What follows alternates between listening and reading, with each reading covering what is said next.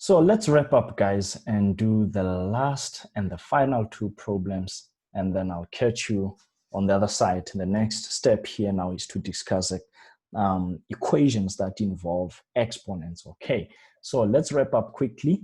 You know the drill by now. Decompose, those who do life sciences, minus 6 is just 3 times 2, not harmful here, times that, all over 3 to the exponent of y times 3 squared times 2.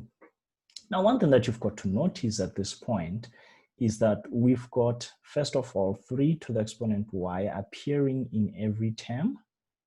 In other words, in both the numerator and denominator. We've got 2 terms in the numerator because of this minus sign here. Remember, terms are separated by a plus or a minus sign. Division, multiplication is just one term, okay? We also have another highest common factor, but it is very subtle. It is not obvious in other words. It will be obvious once you do some cleanup. Here's a 3 squared. But obviously, this thing here, 3 to the exponent 4, is 3 squared times 3 squared. So 3 squared goes in there. And these two threes here also give you a 3 squared. So of course, you would have seen this when you had cancelled at first. But for me, I prefer doing this thorough job like this so that I don't have to do something over again. So you notice now I'm going to be left with a 3 squared here, and I'm going to be left with a 2 there, and I'm going to be left with what here? Okay, I just rewrite everything, times 2. Then the best portion that you guys like, cancelling stuff out, that's what you've got. And lo and behold, we are left with what? That's a 9 minus 2, 7 over 2. It's a proper fraction, so everything is simple. Done and dusted. Let's do the last one quickly here. I have 3 to the r appearing in everything. Now, you see, once you get used to this, you don't now need to decompose as such, but I will ask you to decompose so that you see this, but I'm going to take a shortcut here and just do this. Because I mean, I'm a teacher, so I've been doing this a long time. It will come with experience with you guys. So be patient with yourself. And then, of course, this will go like that. And then finally, we've got a 10 there over a third plus a 1.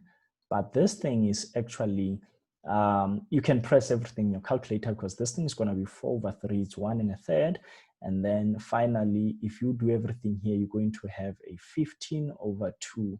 And this actually can be written nicely as 7 and a half. And that's just the story. We are done.